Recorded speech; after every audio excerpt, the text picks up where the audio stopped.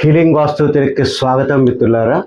మనం తిరుమల తిరుపతికి సంబంధించినటువంటి ఆయాది ద్వారా ఎలా నిరూపణ చేశామనేటటువంటి ఈ భాగంలో యోని అనేటటువంటిది ఆయాది గణంలో చాలా ముఖ్యమైనది.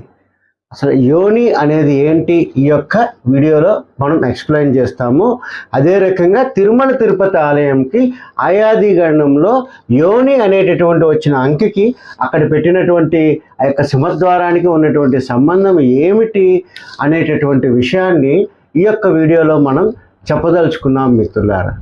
యోని అంటే మనం ఆయాది ధర్మం ద్వారా కట్టినటువంటి ఇల్లు అవ్వచ్చు, గుడి అవ్వచ్చు, దాని లోపలికి ప్రవేశించేటటువంటి మార్గం అన్నమాట.